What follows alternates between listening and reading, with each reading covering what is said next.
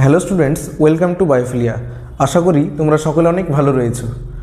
মাধ্যমিক পরীক্ষা প্রায় আমরা দ্বার প্রান্তে পৌঁছে গেছি, আর কিছুদিন পরেই মাধ্যমিক পরীক্ষা রয়েছে। তোমাদের শেষ মুহূর্তের প্রস্তুতি হিসাবে জীবনবিজ্ঞানের যে প্রশ্নগুলি আসতে পারে সেই প্রশ্নগুলি সম্পর্কে আলোচনা করব। গত 2 বছরে স্টুডেন্টদের যে সাজেশনগুলো দিয়েছিলাম সেগুলি কিন্তু 100%ই এসেছে। তো এই বছরও তার ব্যতিক্রম হবে না। তো তোমরা সকলেই ভিডিওটি দেখো এবং প্রচুর পরিমাণে শেয়ার করো।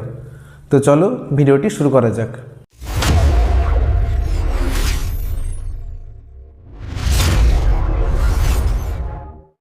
তোমাদের যে 2 নম্বর চ্যাপ্টারটি রয়েছে জীবনের প্রবহমানতা, সেখান থেকে মোট 17 নম্বর থাকবে। ঠিক আছে, এর মধ্যে এমসিকিউ থাকবে কত? 3 নম্বর এমসিকিউ থাকবে, শর্ট কোশ্চেন থাকবে 5টি, 2 মার্কের থাকবে কি 2টি কোশ্চেন এবং 5 মার্কের থাকবে কি 1টি, মোট থাকবে 17 নম্বর।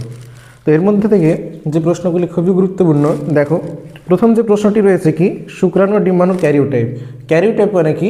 ক্যারিওটাইপ মানে হচ্ছে মোট যে ক্রোমোজোম সংখ্যা, শুক্রাণু এবং ডিম্বাণুতে মোট কতগুলি ক্রোমোজোম সংখ্যা রয়েছে সেগুলিও কিন্তু তোমাদের জিজ্ঞাসা করতে পারে এই মাধ্যমিক পরীক্ষায়। ঠিক আছে, তারপরে কি রয়েছে টেলোসেন্ট্রিক, অ্যাক্রোসেন্ট্রিক, মেটাসেন্ট্রিক, সাবমেটাসেন্ট্রিক, এই যে ক্রোমোজোমগুলির অবস্থান এবং আকৃতি এগুলো থেকে শর্ট কোশ্চেন জিজ্ঞাসা করতে পারে। ঠিক আছে, তারপরে রয়েছে কি ইউক্রোমাটিন ও হেটারোক্রোমাটিনের মধ্যে পার্থক্য। তারপরে চারগফের নীতি ও ওয়াটসন ও ক্রিকের জড়িভাবন নীতি, এখান থেকেও কিন্তু জিজ্ঞাসা করতে পারে এবং তাদের যে গাণিতিক রূপ সে গাণিতিক রূপ থেকেও জিজ্ঞাসা করতে পারে।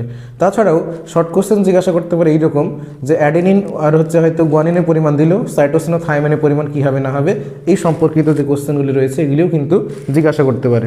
বোঝা গেল?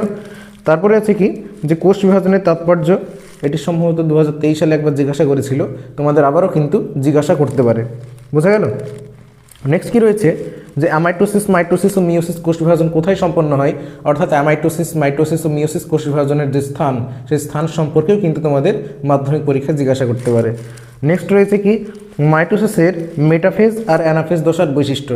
মেটাফেজ আর অ্যানাফেজ দশার বৈশিষ্ট্য খুব ইম্পর্টেন্ট, পরীক্ষায় জিজ্ঞাসা করতে পারে। তারপরে রয়েছে কি মাইটোসিস ও মিওসিসের মধ্যে 2টি পার্থক্য, ভালোভাবে পড়বে।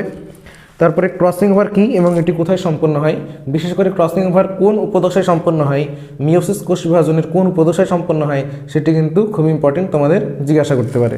ঠিক আছে, তারপরে রয়েছে কি যে মিওসিস কোষ বিভাজনের তাৎপর্য, অজনজনন যৌনজননের মধ্যে পার্থক্যটা সবচেয়ে বেশি ইম্পর্টেন্ট, পরীক্ষায় আসার সম্ভাবনা কিন্তু অনেক বেশি। ঠিক আছে, তারপরে রয়েছে কি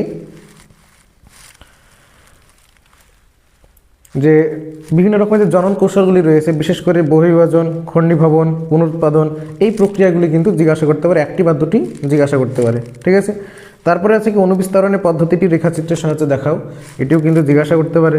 নেক্সট রয়েছে কি যে স্বপরাগ যোগ আর ঋতুপরাগ যোগের মধ্যে পার্থক্য, এটা অতটা ইম্পর্টেন্ট না, তবে দেখে যেতে হবে আমাদেরকে।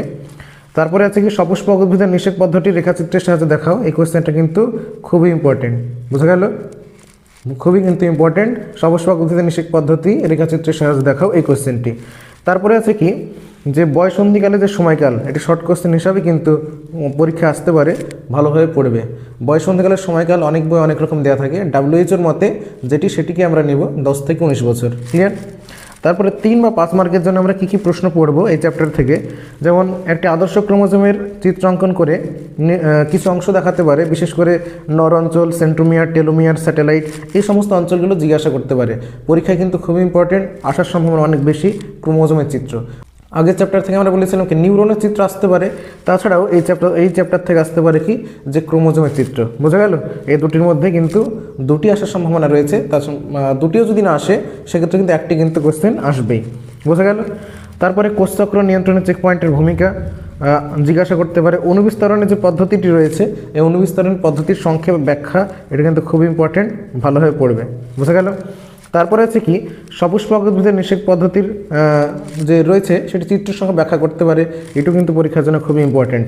নেক্সট আছে কি মাইটোসিসের মেটাফেজ এবং অ্যানাফেজ দশার চিহ্নিত চিত্র, এর আগেও কিন্তু একাধিকবার এসেছে। মাইটোসিস এবং মিওসিসের, বিশেষ করে মাইটোসিসের মেটাফেজ আর অ্যানাফেজ দশার যে চিত্র, এই 2টি কিন্তু বেশি জিজ্ঞাসা করে, 2টি চিত্র ভালোভাবে প্র্যাকটিস করে যাবে। ভিডিওটি প্রচুর পরিমাণে শেয়ার করো, যাতে তোমার বন্ধুবান্ধব, আত্মীয় স্বজন যারা মাধ্যমিক পরীক্ষার্থী রয়েছে তারা যাতে সকলেই পরীক্ষায় ভালো রেজাল্ট করতে পারে। তো সকলের জন্য শুভকামনা রইল। আজকের মতো এইটুকুই। Thank you.